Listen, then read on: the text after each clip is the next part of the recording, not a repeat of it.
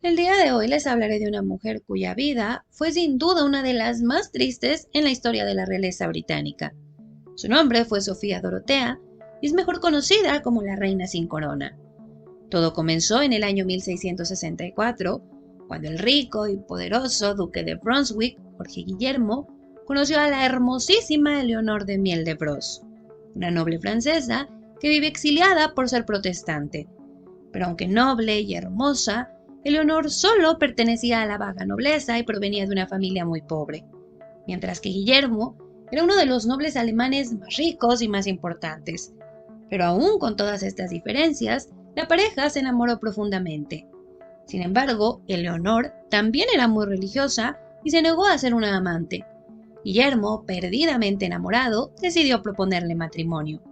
El problema es que en años anteriores Guillermo había roto un compromiso que le había hecho su familia porque él no se quería casar, él quería estar soltero, le gustaban mucho las mujeres y a cambio de poder estar soltero, él prometió que él no se iba a casar, que no iba a tener hijos legítimos y que sus cosas, es decir, sus títulos y sus propiedades, iban a pasar a sus sobrinos. Por eso es que ahora el matrimonio con Eleonor era completamente imposible, además era un matrimonio que no era nada conveniente para la familia de Guillermo. Pero, a pesar de este enorme obstáculo, él decidió seguir adelante con los planes y comenzó a negociar con su familia, hasta que por fin aceptaron que él se casara con Eleonor. Pero para eso le pusieron varias condiciones. El matrimonio no sería legítimo ante la iglesia ni ante la nobleza.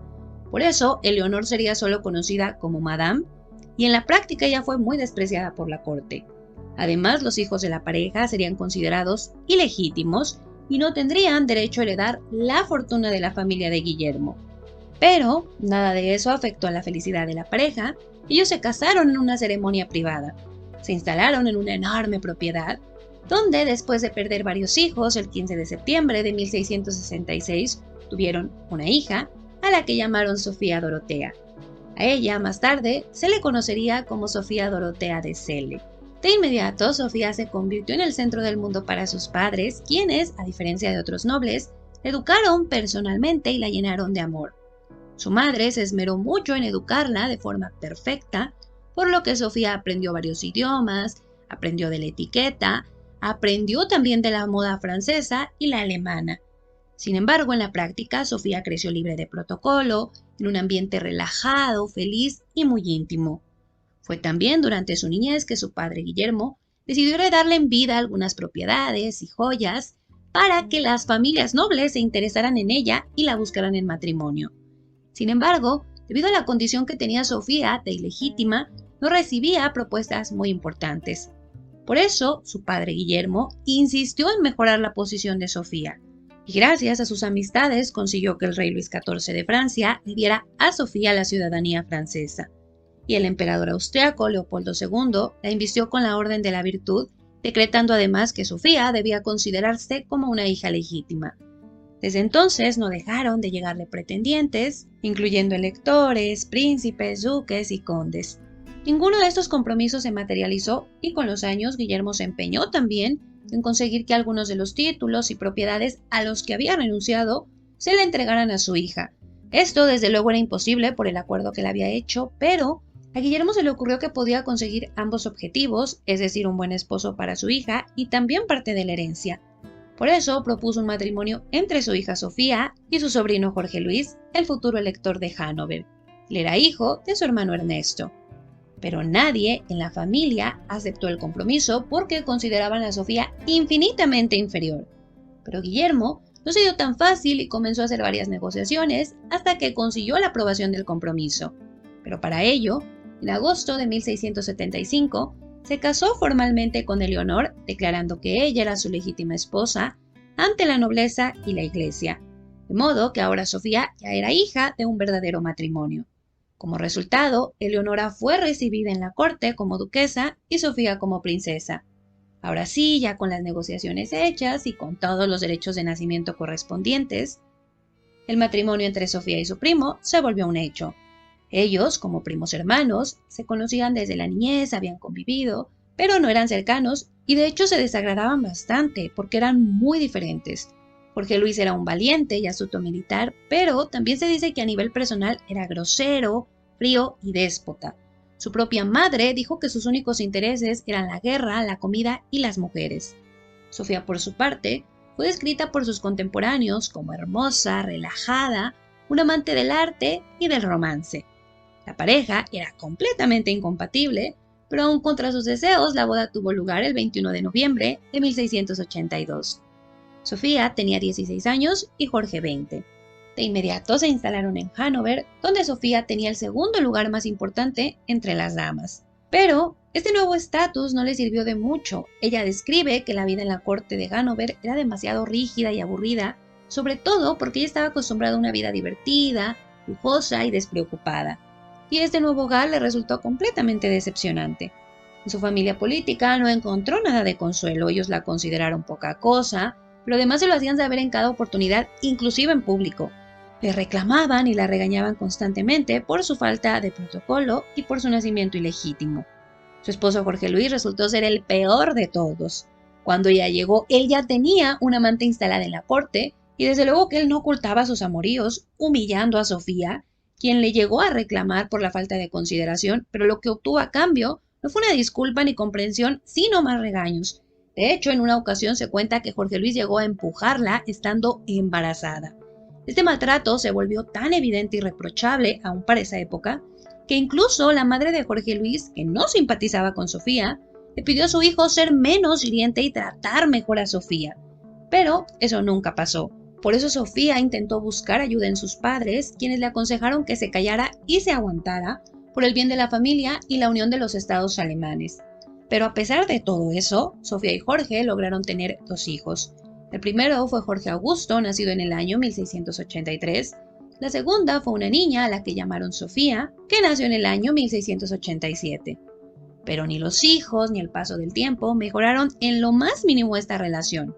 De hecho, las discusiones eran cada vez más frecuentes y agresivas, sobre todo porque Jorge Luis tenía cada vez más amantes, hijos ilegítimos, lo que solo incrementó las peleas.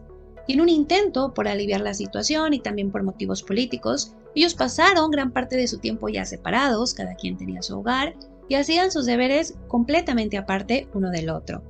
Este nuevo arreglo les funcionó bastante bien, de hecho en algún momento, cuando Jorge Luis se enfermó, Sofía lo apoyó y entonces parecía que comenzaban a ser amistosos, pero esta historia estaba por complicarse. En el año 1690, el apuesto conde sueco Philip Christoph entró en la vida de Sofía. Christoph era un hombre muy atractivo, que era muy buscado por mujeres, había tenido varias amantes, pero quedó completamente enamorado de Sofía. Comenzó a escribirle cartas y poemas. Sofía al inicio decide no responder las cartas, se mantiene alejada de él, no quiere caer en ese coqueteo, porque duda que él de verdad la quiera, él era un hombre muy mujeriego. Además también la madre de Sofía le aconseja que no se meta en problemas, ella se mantiene firme durante varios meses, pero Christoph resultó ser demasiado insistente, le ruega, le jura amor eterno una y otra vez, hace muchas cosas por ella, él decide dejar puestos muy importantes, renuncia también a mucho dinero con tal de quedarse cerca de ella, y eventualmente la convence y se embarcan en una relación que resultó ser muy apasionada, muy profunda, pero también bastante bipolar. Ellos tenían muchos problemas de celos, de desconfianza, la lejanía, porque ellos no podían verse en público, no podían hablarse muy seguido. Y además, en medio de toda esa situación, la madre de Sofía intenta separarlos, a ella la envía lejos, a Christoph lo envían a la guerra, pero aún estando en la guerra, él encuentra la forma de escribirle a Sofía, de escaparse para venir a verla. Él rechaza muchas propuestas de matrimonio y ellos logran mantenerse juntos. El problema es que con el paso del tiempo ellos comienzan a volverse más descarados, confían en un número mayor de personas y entonces para la primavera de 1694 la corte de Hannover ya rumoreaba respecto a esta relación. Pero todo explotó cuando Ernesto, el suegro de Sofía, descubrió el amorío. Se cuenta que lo descubre porque una de sus examantes le contó con lujo de detalle todo lo que estaba pasando. Pero el resultado es que Ernesto le contó todo a Jorge Luis, quien de inmediato mandó traer a Sofía a su despacho para enfrentarla. Y en el despacho se da una enorme pelea porque Sofía no se disculpa ni se queda callada. De hecho, le reclama que él también tiene amantes, que él tiene hijos ilegítimos, lo que lo enfureció muchísimo y según testigos, Jorge la golpeó y la intentó ahorcar, aunque afortunadamente los nobles que estaban presentes lo alejaron de ella a tiempo. De inmediato, Sofía abandonó la corte y partió a la casa de sus padres en Celle. Desde ahí Sofía le suplicó su apoyo para separarse de su esposo, algo que otras nobles habían hecho, aunque con mucha dificultad. Sin embargo, en ese momento los territorios de su padre Guillermo estaban en guerra y él dependía del apoyo de la familia. Sabía que si apoyaba la separación de su hija, perdería ese apoyo. Además, a nivel personal, aunque él amaba a su hija, él opinaba que Sofía había tenido un comportamiento muy vulgar y humillante, así que le ordenó que volviera con su esposo y que se reconciliara con él. Pero Sofía tenía sus propios planes y comenzó a planear una fuga con su amante. Sin embargo, el plan fracasó antes de comenzar.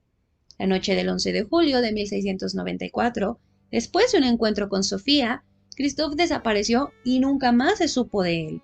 Pero al ser él una figura tan popular, las cortes europeas se mostraron consternadas por su desaparición.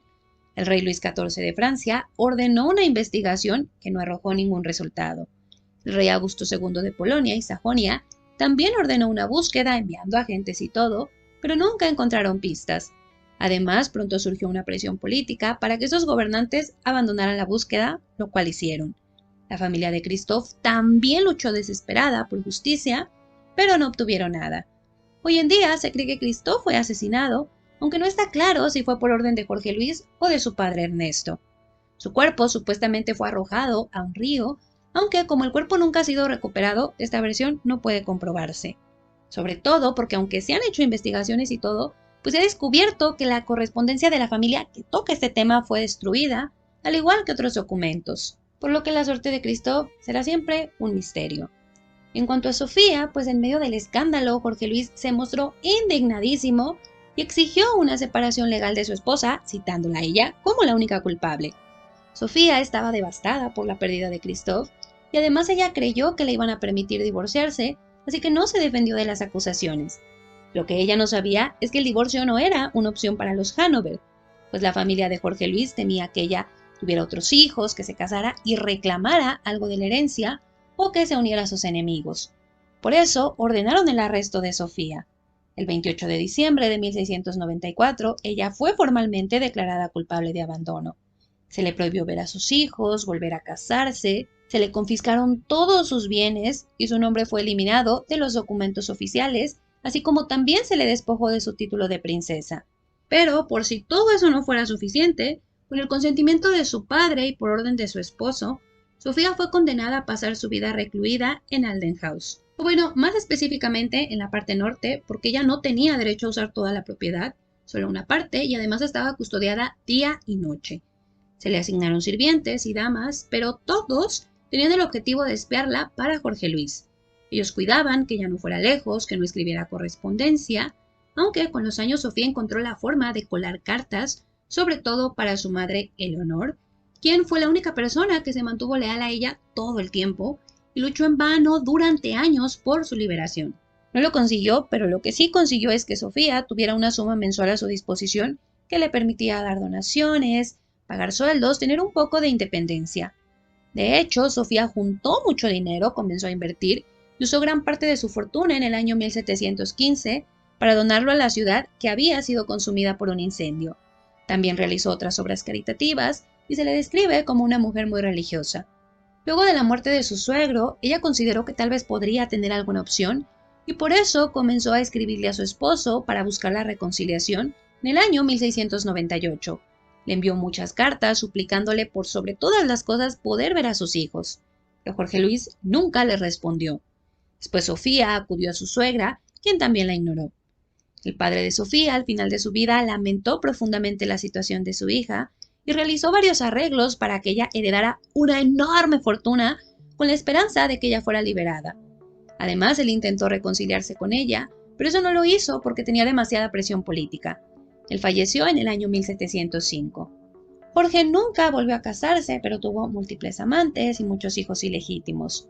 Además, debido a su ascendencia real Estuardo, él era bisnieto del rey Jacobo I de Inglaterra, VII de Escocia, y por esta herencia, y debido a que no había herederos protestantes en la línea de sucesión, Jorge se convirtió en rey de Gran Bretaña como Jorge I en el año 1714. Sofía sería entonces conocida como la reina sin corona. Aunque en Inglaterra no la conocieron para nada, ni en Escocia, y de hecho era un misterio, ellos no sabían si estaba muerta, si estaba loca o qué había pasado, mientras que en la corte de Hannover la consideraban indigna y mala mujer. Con los años su visión cambió, pero básicamente todos la culparon por su propia situación. Ella continuó su vida en reclusión y se dice que hasta el último de sus días ella mantuvo la esperanza de que la visitara su hija, por eso usaba las mejores joyas, vestidos y preparaba todo para recibirla, aunque ella nunca la visitó. Y luego de una serie de enfermedades, Sofía falleció en el año 1726 a los 60 años. Jorge Luis prohibió el luto y se mostró desinteresado en el tema. Sin embargo, en la corte de Hannover y en la de Prusia, sí lloraron la muerte de Sofía, lo que enfureció a Jorge Luis, que sin embargo nada pudo hacer al respecto. Él falleció unas semanas después. Entonces el hijo de Sofía fue coronado rey de Gran Bretaña como Jorge II. Él se cuenta que nunca pudo ver a su madre porque su papá no se lo permitió, pero él era tan devoto a Sofía que él nunca perdonó a su padre y por eso nunca tuvieron una buena relación. Además, una de las primeras acciones que él hizo como monarca fue colgar el retrato de su madre en uno de los lugares más importantes del palacio. Desde luego que la reina actual es descendiente de Sofía Dorotea. Cabe aclarar que hasta el final de sus días Sofía Dorotea y una de sus damas juraron que Sofía nunca había tenido relaciones sexuales con Christoph, que sí había estado involucrada románticamente, que se había estado enamorada, pero nunca había cruzado la línea de las relaciones carnales. Sin embargo, la correspondencia de la pareja que sobrevive, que suma más de 200 cartas escritas en francés, dejan claro que la relación sí era sexual. Ellos eran muy explícitos en las cartas al respecto y también deja claro que ellos habían planeado escaparse básicamente desde el inicio porque sabían que era la única forma de estar juntos. Y pues ese es el resumen de la biografía de Sofía Dorotea de Celle, que tiene una historia bastante triste. Ella pasa más de 35 años en esa prisión. Digo, al final hay que decirlo, ya tenía muchas libertades, ya podía salir un poquito, aunque con escolta, ya manejaba sus finanzas. Se dice que llevaba una vida muy lujosa, principalmente gracias a su padre, pero pues de igual forma era una prisión y yo creo que es una historia bastante trágica. Como ella inicia su vida de una forma muy bonita, ¿no? Sus padres tienen esta historia de amor, a ella la crían con muchísimo amor, con mucha libertad. Era una niña que desde luego que quería el romance que tenían sus padres, pero pues al final queda atrapada en este matrimonio que es descrito incluso como uno de los peores en la historia real, porque no se caían nada bien, nunca congeniaron. A pesar de que lo intentaron, o por lo menos ella, pues no, al final esto nunca pasa y la verdad es que le fue muy mal en ese matrimonio. Se habla de muchos maltratos físicos, incluso hay quien dice que él casi la hace abortar. Entonces, pues sí, fue un matrimonio bastante desagradable, pero pues al final ella termina, ¿no?, involucrada en esta historia de amor que también tiene un final muy trágico. Si ustedes quieren saber más al respecto, yo les dejo en la caja de descripciones el nombre de un libro que incluso trae todas las cartas, chicos, bueno, la mayoría de las cartas, porque esas cartas que ellos escribían sobreviven, no todas, se destruyeron algunas, pero la mayoría sobreviven. Y hay un autor que ya, o más bien varios autores se han dado a la tarea de traducirlas, porque están en francés y en un código. Ellos las han traducido, han descifrado el código, las han analizado. Durante mucho tiempo se dijo, ¿no?, que eran cartas falsificadas, ya actualmente no, todos los estudios coinciden en que eran cartas totalmente reales, eran cartas escritas por ellos. Entonces esas cartas están ahí, están acomodadas incluso en orden cronológico y leerlas la verdad es que es muy entretenido, aunque es un poco triste porque pues no están hechas o el punto nunca fue que nosotros las leyéramos, no es como invadir un poco la privacidad, pero pues también te das cuenta cómo esa historia de amor que ellos tenían pues fue un poco también tóxica, sobre todo al inicio había mucha desconfianza. Él incluso le ponía reglas a Sofía, de si vas a la cena, a la corte, quiero que te retires temprano, y entonces ella le escribía, no, sí cumplí, me retiré temprano, y ella también, por su parte, no le dice, no quiero que hables con tal mujer, y va a haber alguien que te va a estar viendo. Entonces era como una relación pues muy tóxica al inicio, pero también hay poemas en esas cartas, es poesía lo que ese hombre le escribe a ella, muchas cartas muy bonitas, algunas ya pues muy descriptivas en cuanto a sus encuentros sexuales. Entonces son cartas muy interesantes, chicos, por si ustedes quieren tomarse el tiempo, la verdad es que sí vale la pena, aunque también al final pues es muy triste porque sí, ellos básicamente desde el inicio pues sabían que no iban a poder estar juntos y ellos incluso hablaban de que preferían estar muertos que estar separados. Planeaban este escape, pero pues uno sabe cómo termina, entonces sí, es un poco triste y uno se siente muy chismoso, pero pues a mí me gusta el chisme, chicos, entonces me encantó ese libro, yo se los recomiendo muchísimo y pues eso es todo de mi parte, yo espero que les haya gustado el video y muchísimas gracias.